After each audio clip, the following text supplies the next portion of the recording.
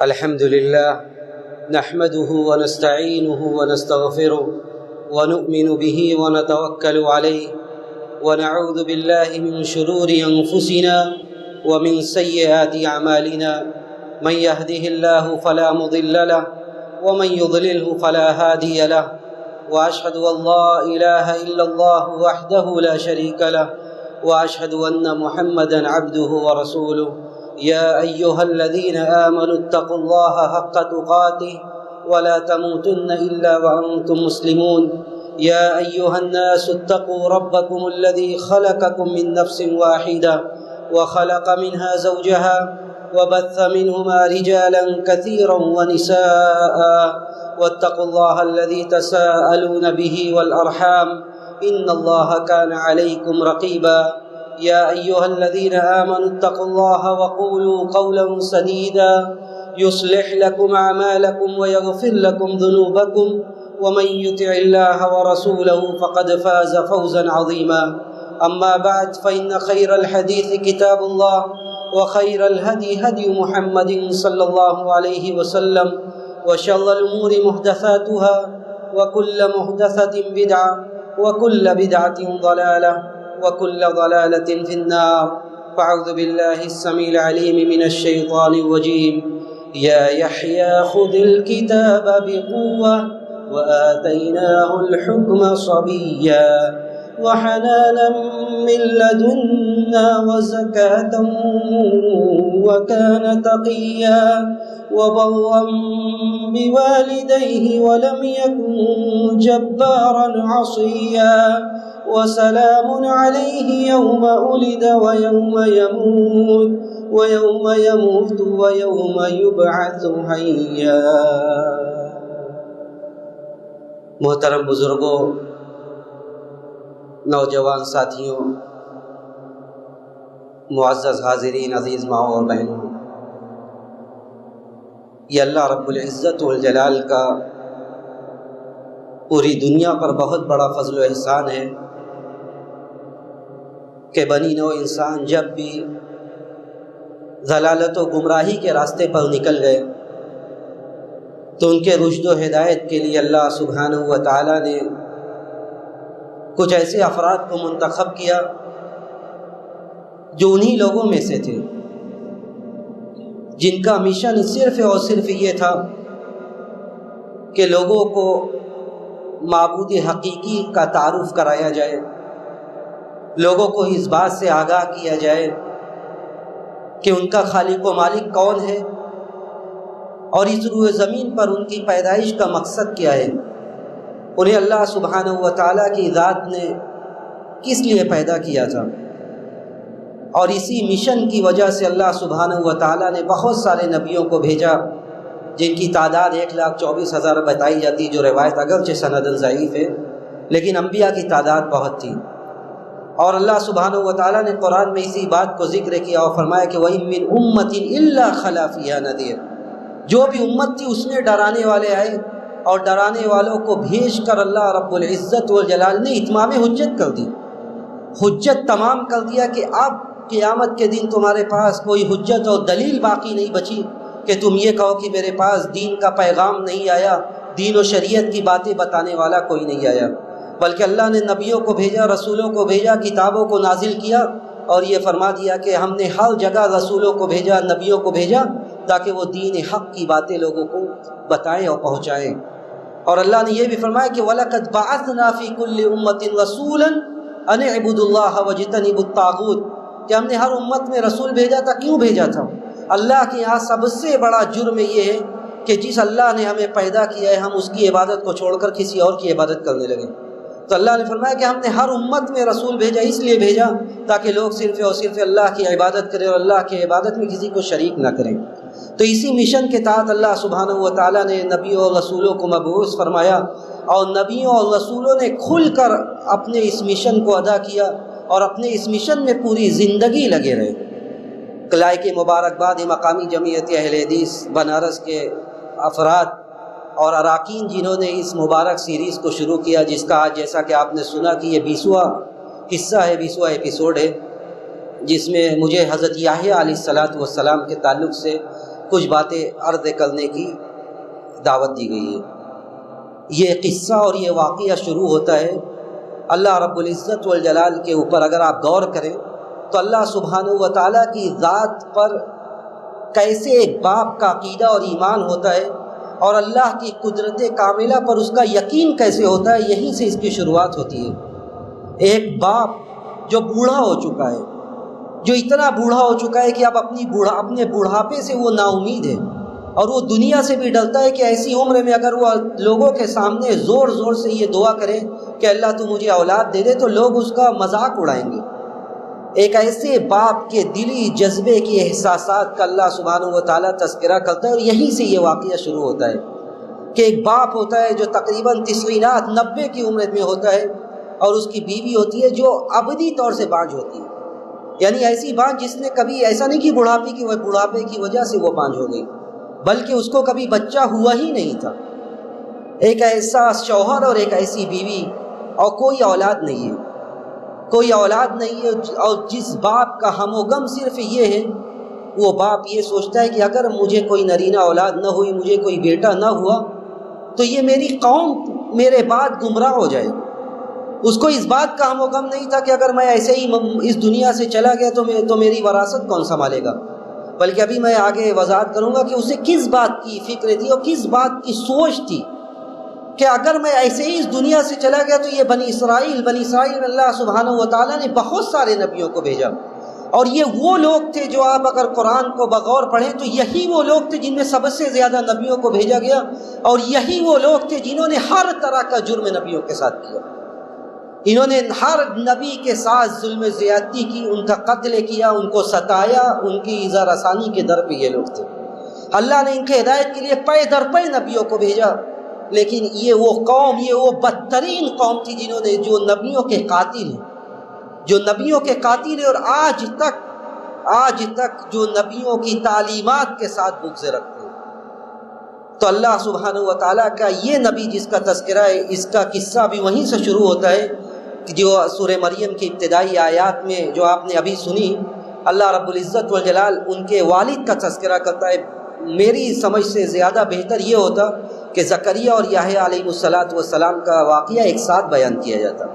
بہرحال مضی جو گزر گیا ابھی، تو حضرت زکریا علیہ السلام کا تذکرہ اللہ سبحانہ و تعالیٰ کرتا ہے کہ سورہ مریم کی آیات میں، اس کے علاوہ سورہ مریم کے علاوہ سورہ انبیاء میں ان کا ذکر کیا گیا اور سورہ آل عمران میں ذکر کیا گیا۔ سورہ مریم کی آیت نمبر 2 سے لے کر 15 میں ان کا پورا واقعہ تفصیل سے ذکر کیا گیا۔ اس کے علاوہ سورہ انبیاء کی آیت نمبر 89 اور 90 میں ان کا ذکر کیا گیا۔ اس کے علاوہ سورہ آل عمران کی آیت نمبر 37 سے لے کر 41 میں ان کا تذکرہ کیا گیا، اور جو واقعہ تھا اس کی طرف اشارہ کیا گیا۔ اللہ سبحانہ و تعالیٰ کی آیات سنتے ہیں اور اسی میں غور کرتے ہیں کہ اللہ نے کیا فرمایا۔ جیسا کہ آپ نے سنا، بسم اللہ الرحمن الرحیم، کافہا یا عین صاد، ذکر رحمت ربک عبدہ زکریا اذ نادى ربه نداء خفیا۔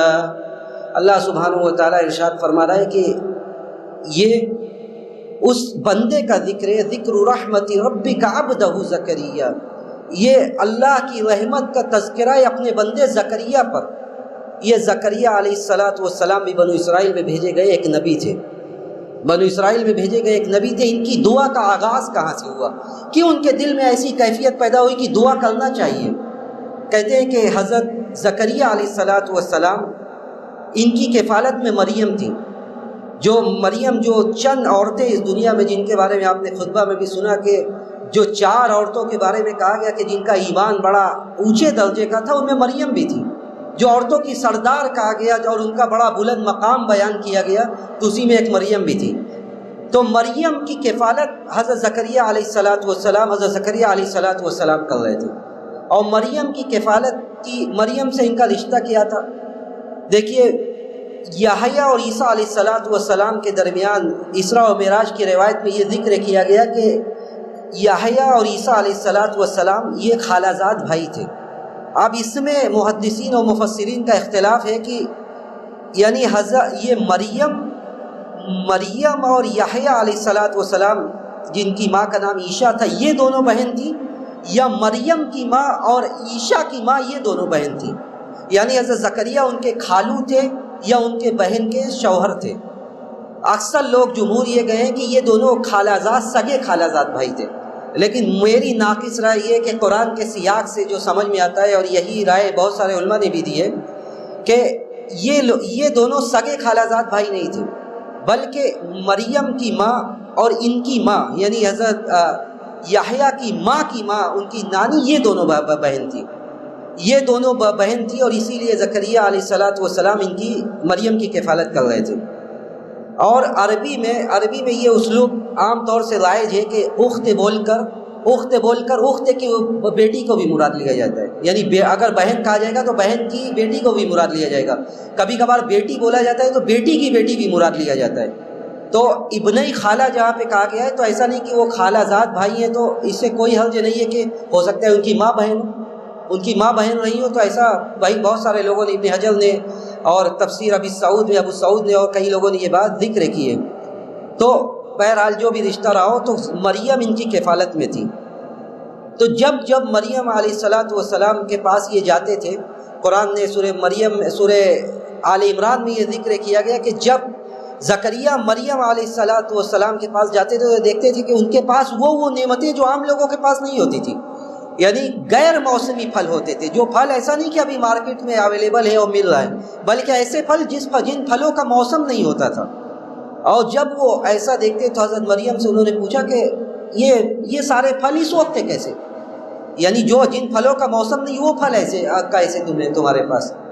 تو مریم کہتی ان یکون لک ھذا قالت من عند اللہ، کہا کہ یہ اللہ کی طرف سے۔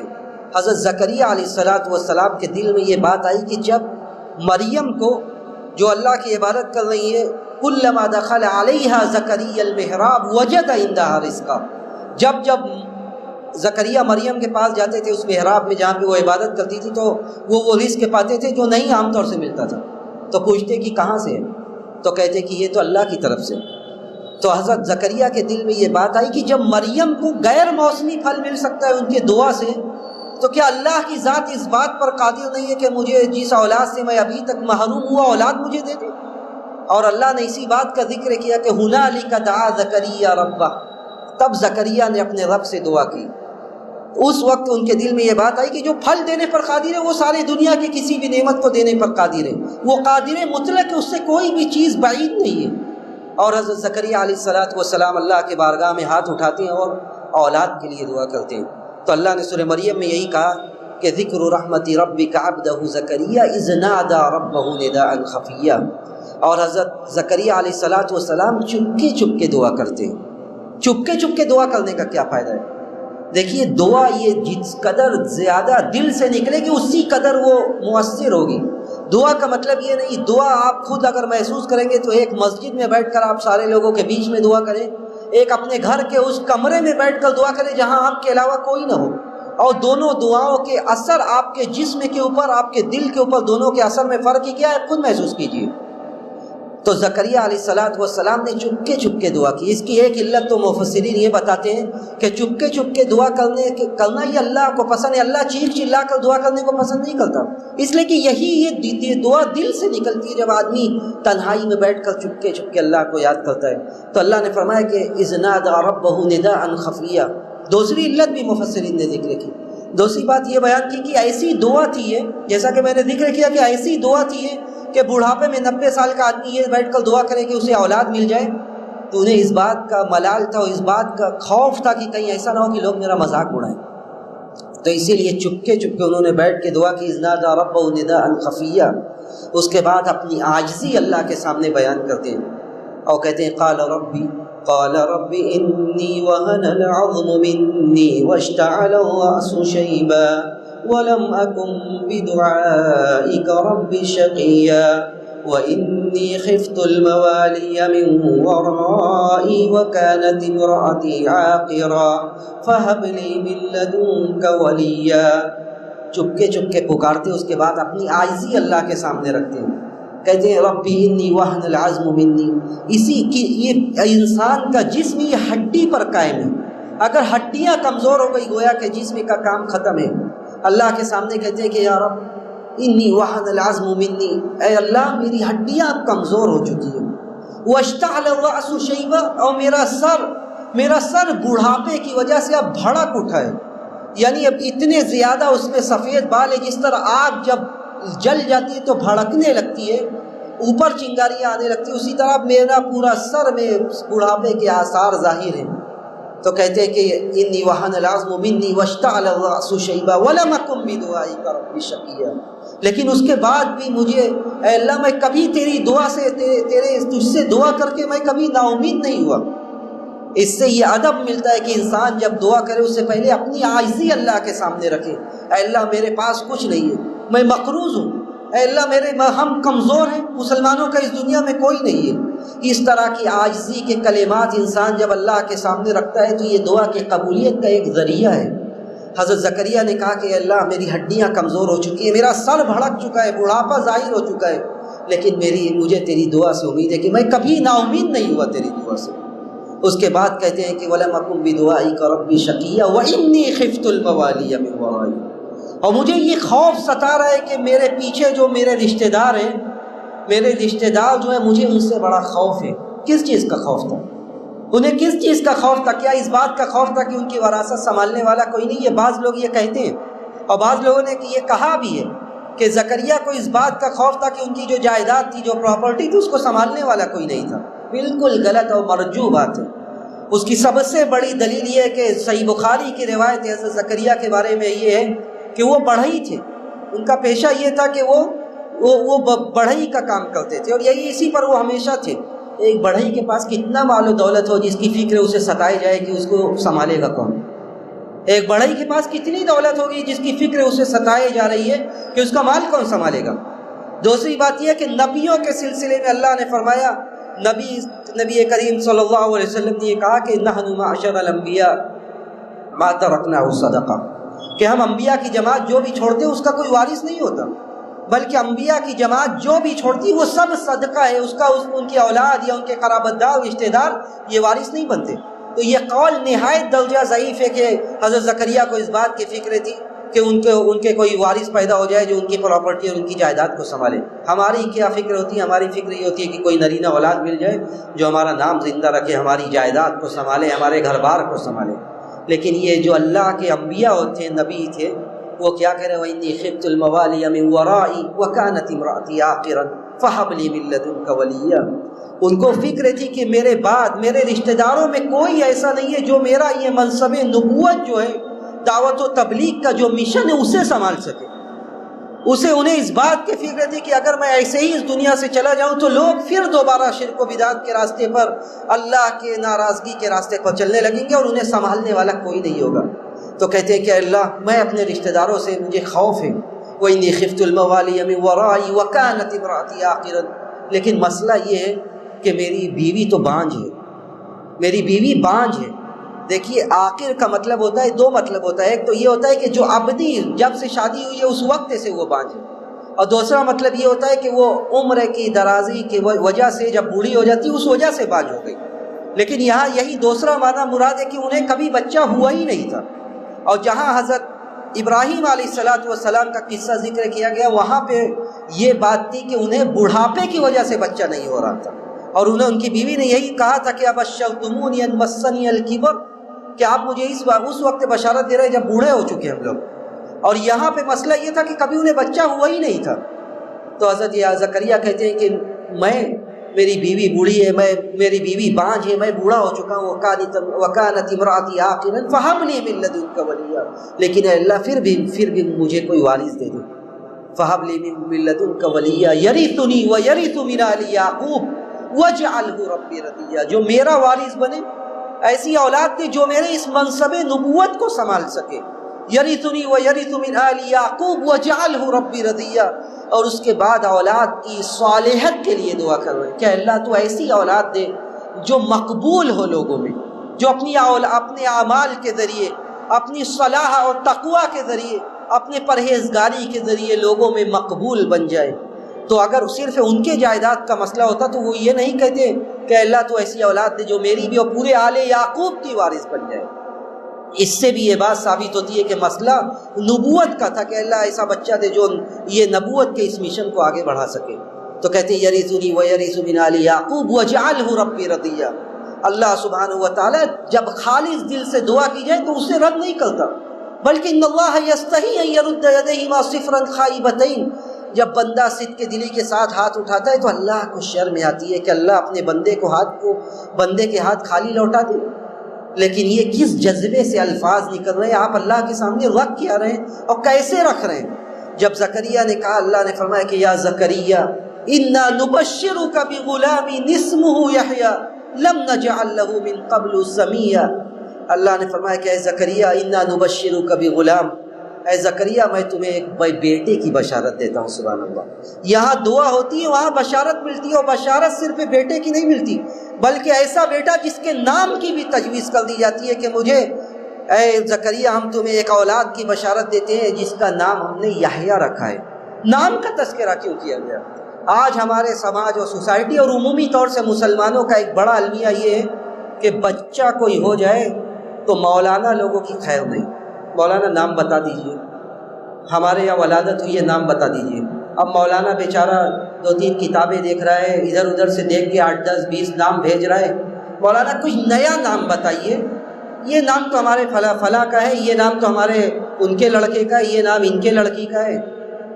اللہ کے بندو، نام رکھنا یہ ایک تو سنت ہے، دوسرا نام ایسا رکھنا جو شریعت اور دین جس پر قائم ہو. ایسا نام جس کی شریعت میں حکم دیا گیا ہے، انبیاء کا نام، صلحاء کا نام، صحابہ کا نام، ایسے لوگ جو نیکوکار تھے. جدت کے پیچھے نہ جانے لوگ آج کہاں کہاں بھاگ رہے ہیں. نام نیا ہونا چاہیے. نام کیسا ہونا چاہیے؟ نام نیا ہو جو ہمارے آباء و اجداد میں کسی کا 3 نسلوں تک نام نہ ہو، ایسا نام ہمیں چاہیے. اب کہاں سے لائے ایسا نام؟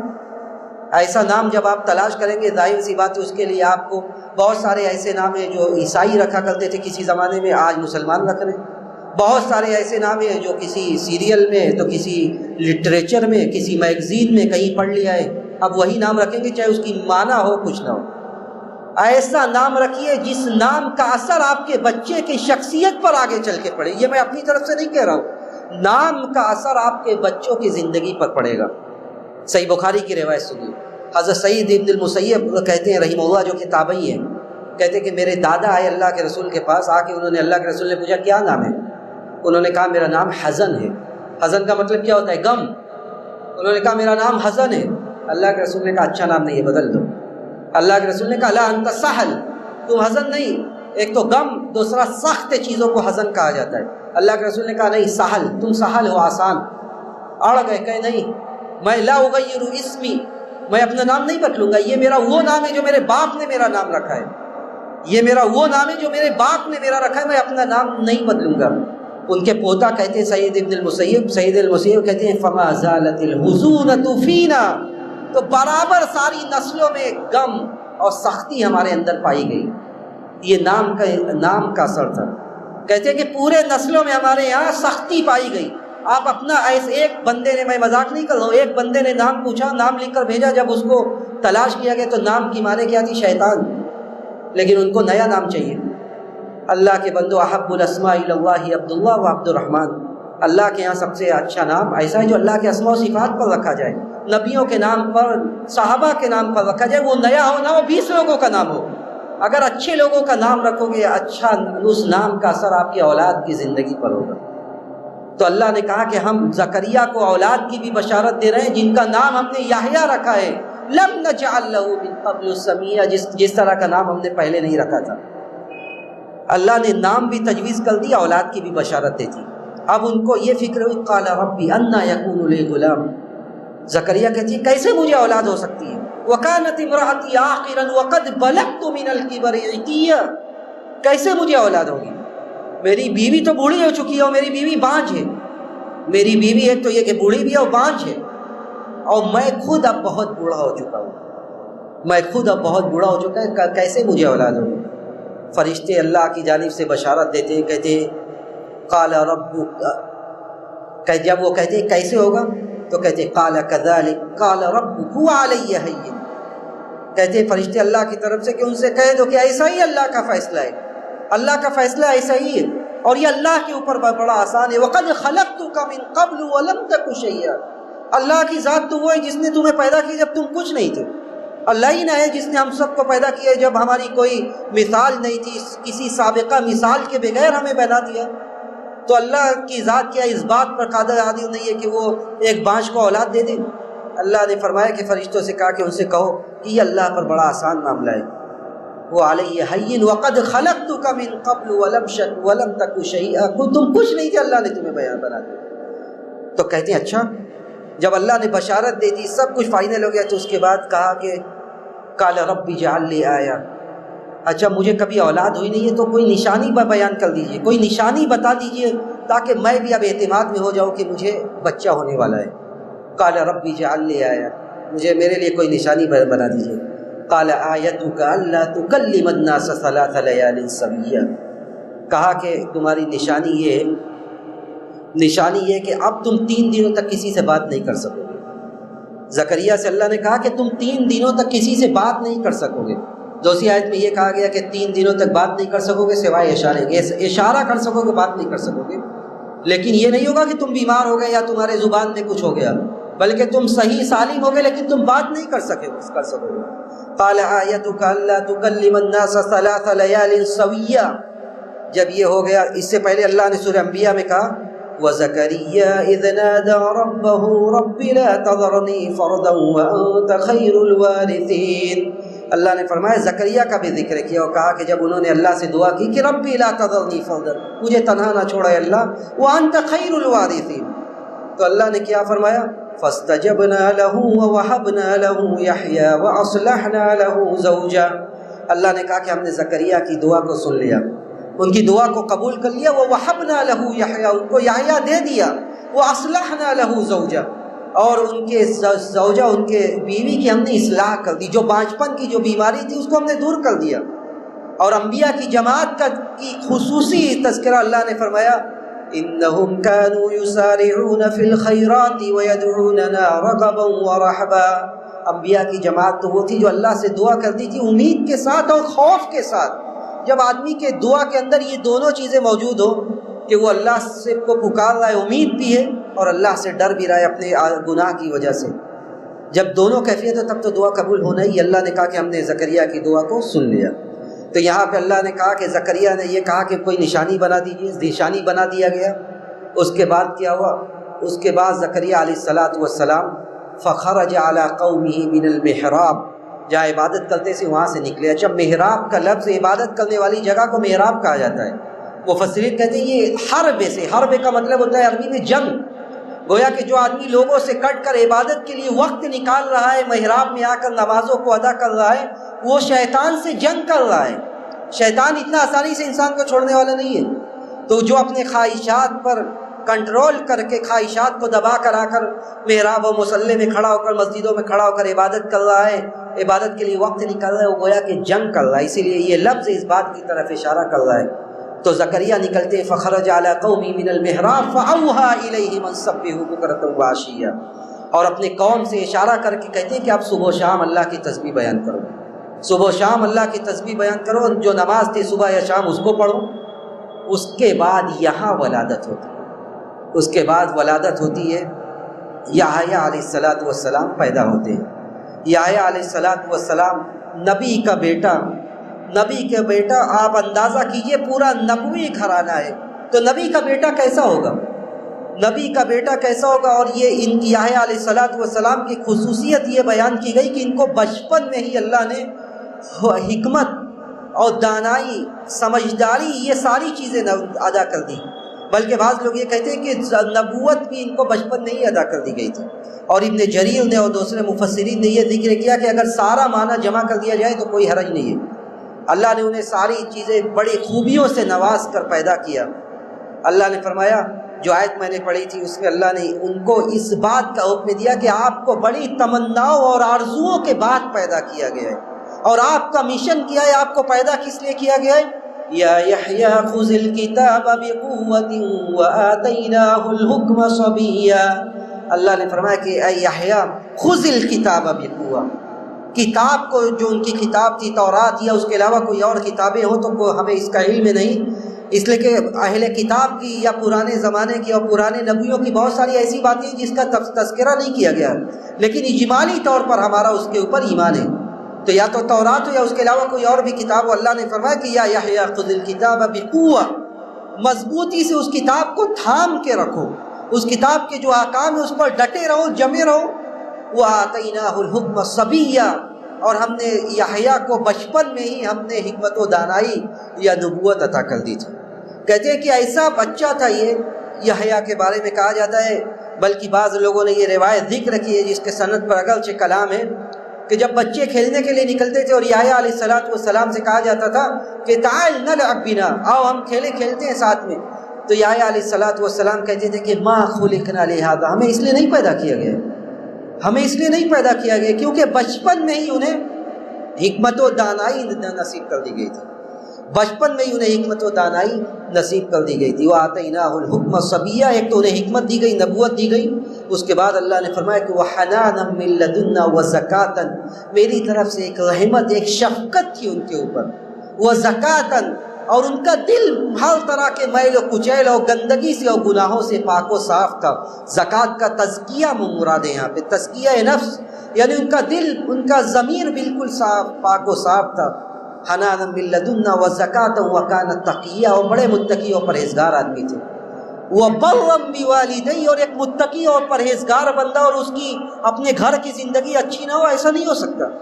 اللہ نے فرمایا کہ جہاں زکریا پر میری خاص عنایت تھی کہ ان کے اوپر میری رحمتیں تھی، شفقتیں تھی، بڑی تمناؤں اور آرزوؤں کے بعد یہ بچہ پیدا ہوا تھا، تو ان کے اندر ہر اچھی کوالٹی اور اچھی صفت موجود تھی۔ جہاں وہ متقی اور پرہیزگار تھے، وَبَرًّا بِوَالِدَيْهِ وَلَمْ يَكُنْ جَبَّارًا عَصِيًّا، ایک آدمی متقی اور پرہیزگار اور اپنے والدین کا نافرمان ہو، ایک آدمی صاحب جبہ و دستار اور صف اول کا نمازی اور اس کے گھر کا حال یہ ہو کہ وہ اپنے والدین کو 2 وقت کا کھانا نہ دے سکے، یہ اسلامی شریعت کا مزاج نہیں ہے۔ بلکہ جس آدمی کی تقوی و طہارت، جس آدمی کا تقوی و طہارت، اس کی تقوی شعاری کا چرچا اگر مسجد میں، تو وہ اپنے گھر کی آئلی زندگی میں بھی اس کے تقوی و طہارت کا اثر ضرور بضرور ہوگا۔ اور حضرت یحییٰ کے بارے میں اللہ نے یہی کہا کہ وَبَرًّا بِوَالِدَيْهِ، وہ اپنے والدین کے ساتھ بر اور احسان کرنے والے تھے۔ وَلَمْ يَكُنْ جَبَّارًا عَصِيًّا، اور ایسا نہیں تھا کہ وہ جبر کرنے والے تھے، ہٹ دھرم ٹائپ کے تھے، عصیہ نافرمان تھے، ایسا نہیں تھا، بلکہ اپنے والدین کے لیے بڑے فرما بردار تھے۔ ایک نبی اور نبی کا بیٹا یہ کیسا ہو سکتا ہے؟ تو یحییٰ علیہ السلام پیدا ہوئے اور ہر طرح کی صفت اور کوالٹی ان کے اندر پائی جا رہی تھی۔ اس کے بعد اپنے مشن میں وہ لگ گئے، اپنے مشن میں وہ لگ گئے، زہد و تقوی کی زندگی گزار رہے تھے۔ اور اس کے بعد جس مشن کے لیے انہیں پیدا کیا گیا تھا، دعوت و تبلیغ کے لیے، اس میں وہ لگے ہوئے تھے۔ ترمذی، ابو داؤد اور مسند احمد کی ایک صحیح روایت ہے کہ حضرت یحییٰ علیہ السلام نے اب دعوت و تبلیغ کے وہ مشن میں کس طرح خوف کھاتے تھے اللہ سے، یعنی ایک تو یہ کہ دعوت و تبلیغ کو کرنا، دوسرا اس میں اللہ کے خوف کو سامنے رکھ کر ہم جو بھی بول رہے ہیں یہ اللہ کے ہاں درج کیا جا رہا ہے، اور ہمارا یہ اعمال اللہ سبحانہ و تعالی ہم سب کو اخلاص نیت کے ساتھ باتیں کہنے کی توفیق نصیب فرمائے۔ یہ کتنی بڑی ذمہ داری ہے۔ آپ حدیث سنیے اور اندازہ کیجئے کہ حضرت یحییٰ علیہ السلام بیت المقدس میں لوگوں کو جمع کرتے ہیں۔ حضرت عیسیٰ علیہ السلام، جیسا کہ میں نے ذکر کیا کہ ان کے خالہ زاد بھائی تھے، اور یہ دونوں ایک وقت میں تھے، یہ دونوں ایک وقت میں تھے، اور یہ دونوں حضرت یحییٰ کے بارے میں یہ کہا کہ وہ مصدقا بکلمۃ من اللہ وسیدا وحصورا ونبیا من الصالحین۔ حضرت یحییٰ کے بارے میں اللہ نے سورہ آل عمران میں یہ کہا کہ یہ عیسیٰ کی تصدیق کرنے والے تھے، یعنی عیسیٰ علیہ السلام کی یہ تصدیق کرنے والے تھے، دونوں ایک وقت میں تھے۔ اور دوسری صفت اللہ نے وہاں پہ یہ بیان کی کہ وہ یہ سید تھے، سردار تھے، وہ حصوراً، اور یہ عورتوں سے بچا کے رہنے والے تھے۔ اس کا مطلب بعض لوگوں نے غلط مطلب یہ بیان کیا کہ ان کے اندر عورتوں کی چاہت ہی نہیں تھی۔ کمال کیا ہے؟ کمال یہ ہے کہ عورتوں کی چاہت آدمی کے اندر ہو اور اس کے بعد وہ پرہیز کرے، غلط کاموں سے دور رہے۔ کچھ لوگوں نے اس کا یہ مطلب بیان کر دیا کہ انہیں عورتوں کی چاہت ہی نہیں تھی، وہ بالکل عورتوں کی ان کے تنین تھے، نامرد تھے، نعوذ باللہ۔ یہ بالکل غلط اور موجوہ مطلب ہے۔ اصل مطلب اور صحیح مطلب یہ ہے کہ عورتوں کی چاہت تھی لیکن کبھی بھی غلط راستے پر وہ نہیں بہکے۔ تو حضرت یحییٰ علیہ السلام اور عیسیٰ ایک وقت میں تھے، تو اس حدیث میں جو میں ذکر کرنے جا رہا ہوں کہ عیسیٰ علیہ السلام ان سے یہ کہتے ہیں کہ اللہ نے آپ کو 5 کلمہ کا 5 باتوں کا حکم دیا تھا، 5 باتوں کا اللہ نے آپ کو حکم دیا تھا، اور آپ نے ابھی تک وہ باتیں بیان نہیں کی۔ اب کیا میں وہ بات آپ سے پہلے بیان کر دوں یا آپ بیان کریں گے؟ تو کہتے ہیں کہ جب عیسیٰ علیہ السلام نے یہ بات یحییٰ سے پوچھی تو یحییٰ علیہ السلام کہنے لگے کہ مجھے اللہ کا خوف آ رہا ہے اس بات پر کہ اگر میں یہ بات بیان نہ کروں تو مجھے کہیں عذاب نہ دے دیا جائے یا مجھے زمین میں دھسا نہ دیا جائے، کہ اللہ نے ایک مشن کے لیے مجھے پیدا کیا تھا، اور اگر میں اس مشن میں کھڑا نہ اتروں، اس کو میں ادا نہ کروں، تو مجھے اس بات کا خوف ہے کہ کہیں مجھے زمین میں دھسا نہ دیا جائے، اللہ کا کوئی دوسرا عذاب مجھے اپنے آغوش میں نہ لے لیں۔ اس کے بعد حضرت یحییٰ علیہ السلام بنو اسرائیل کو جو ان کے قوم کے لوگ تھے انہیں بیت المقدس میں جمع کرتے ہیں، حتیٰ امتلأ المسجد، یہاں تک کہ مسجد میں اتنے لوگ ہوتے ہیں کہ مسجد بھر جاتی ہے، ہر جگہ لوگ بیٹھے ہوئے ہوتے ہیں۔ اس کے بعد حضرت یحییٰ علیہ السلام کہتے ہیں کہ اللہ تعالیٰ نے مجھے 5 چیزوں کا 5 کلموں کا حکم دیا تھا، اور 5 کلموں کا مجھے حکم دیا تھا، مجھے اس بات کا حکم دیا تھا کہ میں وہ 5 کلمہ تم تک پہنچا دوں۔ اس کے بعد حضرت یحییٰ کہتے ہیں کہ 5 کلموں میں پہلی بات یہ تھی کہ اللہ نے مجھے اس بات کا حکم دیا کہ میں اللہ کے ساتھ کسی کو شریک نہ کروں، میں اللہ کے ساتھ شرک نہ کروں۔ یہ پہلا حکم ہے جو اللہ نے مجھے حکم دیا ہے، اور سارے انبیاء اور رسولوں کو اسی بات کا حکم دیا گیا تھا کہ اللہ کی عبادت کے ساتھ کسی کو شریک نہ کرو۔ جو آدمی اللہ کے ساتھ کسی کو شریک کرتا ہے اس کی مثال انہوں نے اس حدیث میں بیان کی کہ اس کی مثال ایسے ہے کہ جیسے ایک آدمی ایک غلام کو خریدتا ہے، ایک غلام کو خریدتا ہے، اس کو پیسہ خرچ کرتا ہے، غلام کو بڑی محبت سے لے آتا ہے اپنے گھر میں، اس سے کہتا ہے کہ یہ میرا گھر ہے، یہ میری جائیداد ہے، میرا پیسہ ہے، اب تم کام کرو، پیسہ کماؤ، اور پیسہ کما کر جو فائدہ اور بینیفٹ ہوتی ہے وہ مجھے دو۔ تو وہ غلام کم وقت کیا کرتا ہے، جب پیسہ کمانے لگتا ہے تو وہ جو نفع ہوتا ہے وہ نفع اپنے مالک کو نہ دے کر کسی اور کو دینے لگتا ہے۔ پیسہ مالک کا سارا احسان مالک کا، لیکن وہ مالک کو نہ دے کر وہ پیسہ اور وہ منافع، وہ نفع کسی اور کو دینے لگتا ہے۔ تو کیا کوئی آدمی، اس حدیث کا یہی لفظ ہے کہ ایسر احد، کیا کوئی آدمی اس بات پر خوش ہوگا کہ اس کا غلام ایسا ہو؟ تو ایسے ہی اللہ سبحانہ و تعالیٰ کبھی اس بات پر خوش نہیں ہو سکتا ہے کہ اس کا غلام اور بندہ جو اس کے احسان تلے سانسیں لے رہا ہے وہ اسے چھوڑ کر در در کا بھیکاری بن جائے، اور در در پر اپنے جبین نیاز کو جھکانے لگے اور در در پر مانگنے لگے۔ ایسے بندے کو اللہ سبحانہ و تعالیٰ کبھی نہیں پسند کرتا۔ اور آج اس دنیا میں مسلمانوں کی پسماندگی اور مسلمانوں کی ذلت و رسوائی کا ایک بڑا سبب یہ کہ ہم اللہ کی توحید سے دور ہیں، اور ہم اس آیت کے مصداق بنے ہوئے ہیں کہ وما یؤمن اکثرهم باللہ الا وهم مشرکون، کہ اکثر لوگ اس دنیا میں کتنے مسلمان ہیں، مسلمان کی آبادی کتنی ہے، لیکن اکثر لوگ ایمان کا دعویٰ کرتے ہوئے شرک میں مبتلا ہیں، اور یہی اس امت کی ذلت و رسوائی کا وقت حاضر میں، عصر حاضر میں سب سے بڑا سبب ہے۔ تو حضرت یحییٰ کہتے ہیں کہ یہ ایک پہلا کلمہ ہے جس کا اللہ نے مجھے حکم دیا ہے۔ دوسری بات جس کا اللہ نے حکم مجھے دیا ہے وہ یہ کہ ہم نمازوں کو قائم کریں۔ نماز ان کی شریعت میں بھی تھی، جزیات میں فرق رہا ہوگا کہ کس وقت پڑھنا ہے، کیسے پڑھنا ہے، لیکن نماز ان کی شریعت میں بھی تھی۔ تو یحییٰ نے کہا کہ اللہ نے یہ حکم دیا ہے کہ نماز پڑھو، تو نماز پڑھو تو کیسے نماز پڑھو؟ یحییٰ نے یہ بھی کہا کہ نماز پڑھو اور نماز میں ادھر ادھر متوجہ مت ہو، کیونکہ نماز میں اللہ سبحانہ و تعالیٰ اس کی طرف متوجہ ہوتا ہے جو ادھر ادھر اپنا چہرہ اور اپنا سر نہیں کرتا ہے۔ ذرا ہم اپنی نمازوں کا جائزہ لے لیں، کہ ہماری نمازیں کیسی ہوتی ہیں، ہمارا چہرہ کہاں ہوتا ہے، نگاہیں کہاں ہوتی ہیں، ہمارا ہاتھ کہاں ہوتا ہے، ہاتھ کی حرکتیں کہاں ہوتی ہیں۔ کوئی آدمی، معاف کیجئے، معذرت کے ساتھ میں کہنا چاہوں گا، کسی کا رفع الیدین یہاں تک پہنچ رہا ہے، یعنی کوئی آدمی ہم میں سے نماز پڑھتا ہے، اس کا رفع الیدین یہاں، مجھے آج تک کسی روایت میں یہ نہیں ملا کہ یہاں تک کا بھی رفع الیدین صحیح ہے، یا تو کان کے لو تک ہو، کاندھوں تک ہو، یہ رفع الیدین یہاں تک ہے، کسی کا رفع الیدین یہاں ہے، کوئی قدموں سے قدمیں ملانے کا حکم دیا گیا، کسی کا پیر ایسے ہے، کوئی اتنی زیادہ جگہ لیے ہوئے جو جگہ اس سے زائد ہے، کوئی اتنی کم جگہ لیے ہوئے جس جگہ میں وہ کھڑا نہیں ہو سکتا۔ تو نمازوں کا اس پر مستقل دورے کی ضرورت ہے، لیکن ہمیں اس بات کا بھی زعم ہے کہ ہمیں سب باتیں پتہ ہے، یعنی میں کسی خاص طبقہ کا ذکر نہیں کر رہا ہوں، بلکہ عام طور سے امت مسلمہ میں لوگوں کا مزاج یہ کہ ہمیں سب پتہ ہے اللہ کے بندوں، نماز اس کے پورے ارکان و شروط کے ساتھ ادا کرنے کا اللہ نے حکم دیا تھا۔ ان الصلاۃ کانت علی المؤمنین کتابا موقوتا، نماز کے قائم کرنے کا حکم دیا گیا ہے پورے شروط اور ارکان اور واجبات کے ساتھ۔ تو یحییٰ نے کہا کہ نماز پڑھو، ادھر ادھر مت دیکھو، کیونکہ اللہ اس کو دیکھتا ہے جو نماز میں سیدھا ہو کر کھڑا ہو۔ تو یحییٰ علیہ السلام نے دوسری بات یہ کی، اور تیسری بات یحییٰ علیہ السلام نے کیا کہ تیسری بات یحییٰ نے کہا کہ اللہ نے یہ حکم دیا ہے کہ روزہ رکھو۔ ان کے یہاں بھی روزہ تھا، اس کی جزیات میں فرق تھا، لیکن روزہ ان کے یہاں تھا۔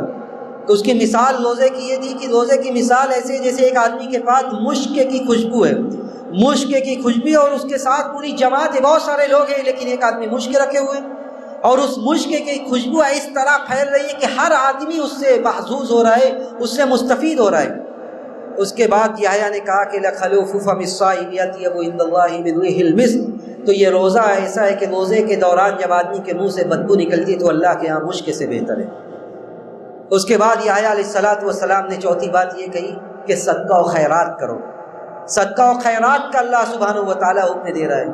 کہتے کیوں؟ کہ اس لیے کہ صدقہ و خیرات کی مثال ایسے کہ ایک قیدی ہے۔ دیکھیے حدیث کتنی جامع ہے کہ ایک ایک چیز کی مثال بیان کر کے سمجھائی جا رہی ہے۔ کہتے صدقہ و خیرات کرو، کیونکہ صدقہ و خیرات کی مثال ایسے کہ ایک قیدی ہے، ایک قیدی، اس کے بارے میں جج نے یہ فیصلہ کر دیا کہ اب اس کو پھانسی دی جائے گی۔ وہ پھانسی کے لیے آگے بڑھ رہا ہے، اس کے بعد اسے خیال آتا ہے کہ وہ سب کچھ دے کر، جو کچھ اس کے پاس ہے وہ سب کچھ دے کر اپنی جان بچا لے، اگر بچ سکتی ہے تب بھی وہ دینے کے لیے تیار ہو جاتا ہے۔ تو ایسے ہی انسان اگر آگ کے حوالے کیا جا رہا ہے تو وہ صدقات و خیرات کے ذریعے اپنی جسم کو، اپنی جان کو آگ سے بچا سکتا ہے۔ اس لیے لوگوں صدقہ و خیرات کرو۔ صدقہ و خیرات کرتے وقت آپ کے دل میں یہ بات کبھی نہ آئے کہ آپ دینے والے پر احسان کر رہے ہیں، آپ دینے والے پر احسان کر رہے ہیں، یہ کبھی نہ آئے، بلکہ آپ یہ سوچئے کہ آپ دے کر اپنے جان کو جہنم کی آگ سے بچا رہے ہیں۔ اگر آپ زکوٰۃ نکال رہے ہیں تو اپنے مال کی گندگی کو دور کر رہے ہیں، اور اگر آپ صدقات و خیرات ادا کر رہے ہیں جو زکوٰۃ نہیں ہے تو یہ بھی گویا کہ آپ اللہ کے غضب کو دور کر رہے ہیں اور اپنی عاقبت سنوار رہے ہیں، نہ کہ آپ جو بیچارہ ہے اس کے اوپر خرچ کر کے آپ اس کے اوپر احسان کر رہے ہیں۔ جیسے ہی آپ کے دل میں یہ فیلنگ اور یہ احساس پیدا ہو گیا کہ آپ اس کے اوپر احسان کر رہے ہیں، آپ کا سارا کیا دھرا برباد۔ یا ایھا الذین آمنوا لا تبطلوا صدقاتکم بالمن والأذى کالذی ينفق مالہ رئاء الناس، اے ایمان والو، اے لوگوں، اپنے صدقات و خیرات کو تکلیف دے کر برباد مت کرو۔ ایک آدمی ضرورت کے وقت ہو سکتا ہے اپنے گھر کا کروڑ پتی ہو، اسے جمعیت جماعت کے لیے نکلنا پڑ رہا ہے، وہ جمعیت جماعت کے لیے نکلنا پڑ رہا ہے، اور اسے لوگ کیا سنا رہے ہیں؟ پیسہ لے کے اپنے گھر رکھنے کے لیے اگر پیسہ آپ لے رہے ہیں تو لینے کی ضرورت نہیں ہے۔ یعنی یہ مزاج ہے لوگوں کا، اگر آپ پیسہ اپنے گھر کے لیے رکھنے کے لیے لے رہے ہیں تو پیسے لینے کی ضرورت کیا ہے؟ آپ ذرا خود اس جگہ پر اپنے آپ کو رکھ کر اپنے آپ سے سوال کیجئے کہ آپ کا بینک بیلنس کروڑوں میں، اس کے بعد جمعیت اور جماعت کے لیے آپ کو نکلنا پڑ رہا ہے، اور کوئی آپ سے یہ کہہ دے کہ آپ اگر گھر میں رکھنے کے لیے پیسہ لے رہے ہیں تو لینے کی ضرورت نہیں ہے، تو آپ کے دل پر کیا کیفیت ہوگی؟ لا تبطلوا صدقاتکم بالمن والأذى کالذی ينفق مالہ رئاء الناس، یہ تو ان لوگوں کا کام ہے جو ریاکاری کے لیے کرتے ہیں، جو ریاکاری کے لیے پیسہ خرچہ کرتے ہیں، وہ ایسی باتیں کہتے ہیں۔ جو اللہ کے لیے اور اپنی آخرت کو سنوارنے کے لیے کہتے ہیں وہ ایسا کبھی نہیں کہتے، بلکہ یہ تو آگ سے بچانے کا راستہ اللہ نے بتایا ہے کہ آپ اللہ کے غضب کو ٹھنڈا کر سکتے صدقہ و خیرات سے۔ تو جو آدمی سب کچھ دے کر بچا سکتے ہیں اس طرح صدقہ و خیرات کیجیے۔ تو حضرت یحییٰ نے کہا کہ صدقہ و خیرات کیجیے، یہ صدقہ و خیرات یہ اللہ کے عقاب کو اور اپنے آپ کو بچانے کا راستہ ہے۔ اس کے بعد اللہ کے رسول صلی اللہ علیہ وسلم نے یہ بات کہی کہ مجھے بھی بہت سارے چیزوں کا حکم دیا گیا، اور چند باتیں اللہ کے رسول صلی اللہ علیہ وسلم نے بیان کی کہ مجھے اس بات کا حکم دیا گیا ہے کہ لوگوں کو میں یہ بتلاؤں کہ لوگ اتحاد و اتفاق سے رہیں، سنیں اور اطاعت کریں اور اتحاد و اتفاق کے ساتھ رہیں۔ السم والطاعہ والہجرت والجہاد، ہجرت اور جہاد کا جب حکم ہو جائے تو وہ کریں، اور اس کے علاوہ زمانے جاہلیت کا نعرہ بلند نہ کریں۔ زمانے جاہلیت کے نعرے کی جب بات آئی تو صحابہ اکرام نے سوال کیا کہ ایک آدمی زمانے جاہلیت کی کوئی بات کہہ رہا ہے، وَإِن صَامَ وَصَلَّى، اگر وہ نمازوں کا پابند ہے، روزہ رکھ رہا ہے، اس کے بعد زمانے جاہلیت کی کوئی بات نکل آئی، زمانے جاہلیت کا کوئی عنصر اس کے اندر پایا جا رہا ہے؟ الفخر بالاحساب، حسب و نسب پر فخر کر رہا ہے، اپنے نسب نامہ بیان کر کر خوش ہو رہا ہے۔ اللہ کے رسول صلی اللہ علیہ وسلم نے کہا کہ وَإِن صَامَ وَصَلَّى، چاہے وہ جتنا صوم و صلات کا پابند ہے، لیکن اگر جو آدمی زمانے جاہلیت کے نعرہ بلند کر رہا ہے یا زمانے جاہلیت کا نعرہ بلند کر رہا ہے، اتحاد و اتفاق کو پارا کر رہا ہے، تو وہ آدمی گویا کہ اسلام سے نکل جا رہا ہے، اسلام سے وہ نکل جا رہا ہے۔ وَإِن صَامَ وَصَلَّى، چاہے وہ نمازیں بھی پڑھے اور روزہ بھی رکھے۔ تو اللہ کے رسول صلی اللہ علیہ وسلم نے یہ حدیث سنائی جو یحییٰ علیہ السلام کے تعلق سے تھی۔ اس حدیث میں کئی باتیں، پہلی بات تو یہ کہ پورے بنی اسرائیل میں مسجد اقصیٰ کی فضیلت مسلم تھی، اور اس امت میں اللہ رب العزت والجلال نے نبی علیہ السلام سے بھی یہ کہا کہ اس امت میں بھی مسجد اقصیٰ کی فضیلت مسلم ہے۔ آج میڈیا کے اس دور میں مسجد اقصیٰ کے بارے میں جو باتیں نوجوان طبقہ پڑھتا ہے، وہ سنتے سنتے ہم یہ سمجھنے لگے کہ مسجد اقصیٰ پر ہمارا کوئی حق ہی نہیں ہے۔ معاف کیجئے، مسجد اقصیٰ پر یہ مسلمانوں کا ہی حق تھا، یہ مسلمانوں کی ہی ہے، اور یہ وہ سرزمین تھی جس سرزمین کو اللہ رب العزت والجلال نے مسجد حرام کے بعد اس روئے زمین کی سب سے پہلی جگہ تھی۔ صحابہ اکرام نے ابو ذر رضی اللہ تعالیٰ عنہ پوچھتے ہیں کہ اللہ کے رسول سب سے پہلے اس روئے زمین پر کون سی مسجد بنائی گئی؟ اللہ کے رسول نے کہا مسجد حرام۔ پوچھا پھر کون سی جگہ تھی؟ آپ نے کہا مسجد اقصیٰ۔ پوچھا کتنے سال کا فاصلہ تھا؟ کم کان بینہما، کتنی مدت تھی؟ کہا 40 سنہ، 40 سال، یعنی مسجد حرام کے 40 سال بعد مسجد اقصیٰ بنائی گئی۔ مسجد اقصیٰ وہ سرزمین تھی جو بہت سارے نبیوں کا مسکن تھا، جہاں نبی رہا کرتے تھے۔ مسجد اقصیٰ وہ سرزمین تھی جہاں اللہ نے برکت دی تھی۔ سبحان الذی اسریٰ بعبدہ لیلا من المسجد الحرام الی المسجد الاقصی الذی بارکنا حولہ۔ تو نبیوں کے واقعے سے ایک عبرت یہ بھی ملتی ہے کہ جب اتنے سارے نبیوں کا ہم نے تذکرہ کیا تو بلاد شام کی جو فضیلت ہے، مسجد اقصیٰ کی جو فضیلت ہے، وہ بھی اس امت کو پتہ ہونا چاہیے کہ مسجد اقصیٰ کی فضیلت کیا ہے۔ وہ ایک مستقل ٹاپک ہے جس کے بارے میں جاننا ضروری ہے کہ مسجد اقصیٰ یہ مسلمانوں کا حق تھا اور حق ہے، اور تا قیامت یہ مسلمانوں کا حق رہے گا۔ تو مسجد اقصیٰ میں انہوں نے جمع کیا، اور ایک اور حدیث سے سبق ملتا ہے کہ اچھی باتیں سننے کے لیے ہمیشہ لوگ جمع ہوتے تھے، اور وہی لوگ نہیں جمع ہوتے تھے جنہیں شیطان گمراہ کر دے۔ جب یحییٰ نے جمع کیا تو کہتے حتیٰ امتلأ المسجد، پوری مسجد بھر گئی اور لوگوں نے ان کی بات سنا، تو وہ اپنے مشن میں لگے رہے۔ لیکن ہمیشہ دعوت حق سے لوگوں کو تکلیف ہوتی ہے، دعوت حق سے ہمیشہ لوگوں کو تکلیف ہوتی ہے۔ یحییٰ علیہ السلام اپنے باپ کے مشن پر دعوت دیتے رہے، یہاں تک کہ قوم میں ایسی بیماری پیدا ہو گئی کہ اپنے محرمات سے شادی کرنے لگے۔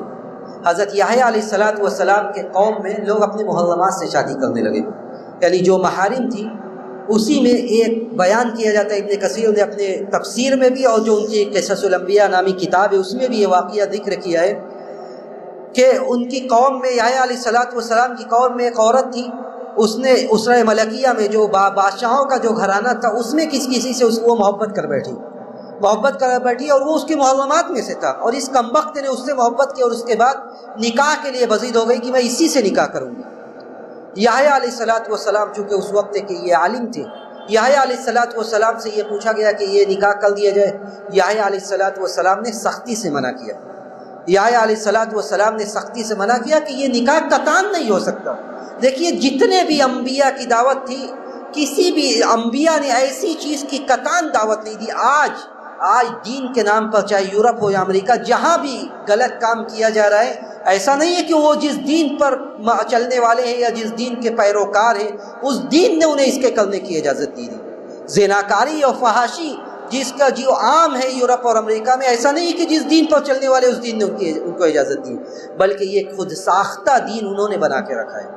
یہ خود ساختہ دین ہی ان کے گھر کی ایجاد ہے۔